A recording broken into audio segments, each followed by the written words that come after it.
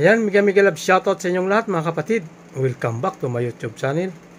So for today na naman po, magluluto ako ng ulam.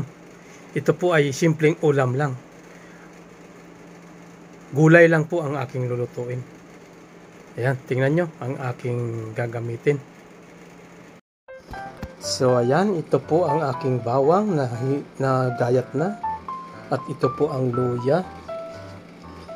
Sibuyas naman po, ayan. At ito yung isasahog ko. Yung dry na ano po, hipon na maliliit. Saka ang aking sili. At ito po yung aking gata. Mapiga na. At saka sitaw. At saka ito pong bell pepper, sinamahan ko na rin. Pangdagdag. At saka po kalabasa. Ayan, nalahiwa ko na po, na-prepare na.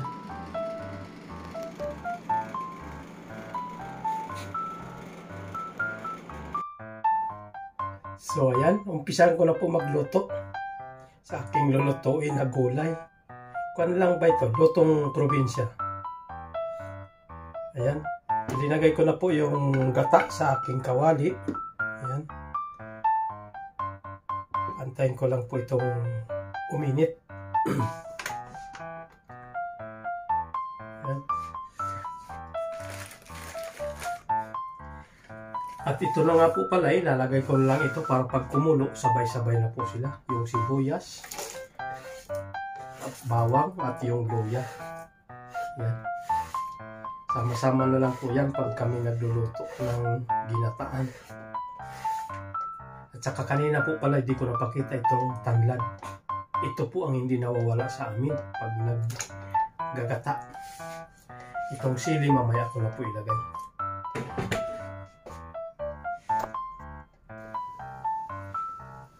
So ayan, kumukulo na po ang aking gata. Ayan, kulo na po. Ilalagay ko na po itong aking kalabasa para lumambot na.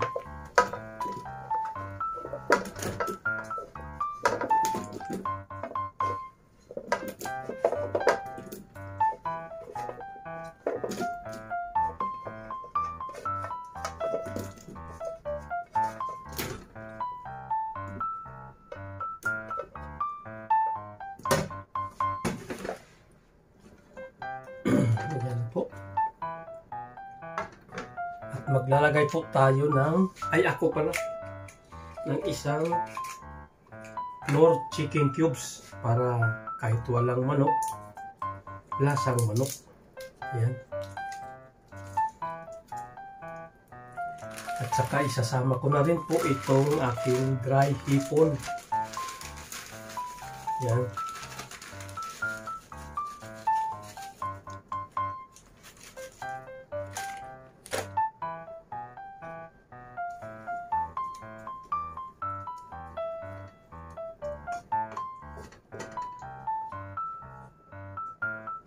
At saka ko muna po tatakpan.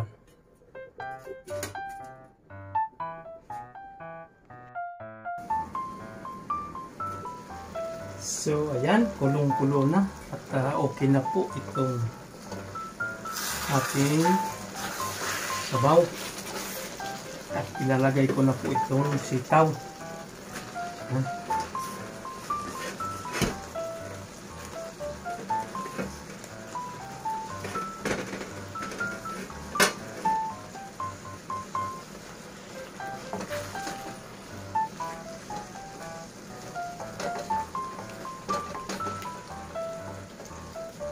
Saka po tatakpan ulit para yung sitaw naman ang maluto.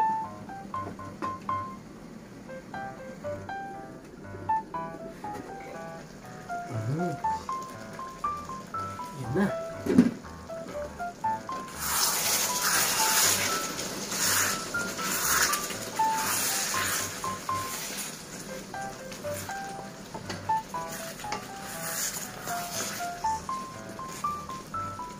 So ayan, okay na po ang aking ginataan na gulay. Ayan na po. Ready na. Ayan, maraming salamat po. Hanggang dito na lang ang aking video. Maraming salamat sa inyong panonood.